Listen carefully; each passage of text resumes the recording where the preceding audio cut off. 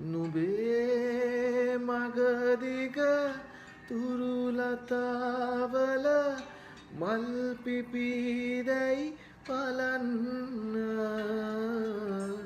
අපේ ආදර කතාවේ කෙටි වටුන පෙති මත ලියන්න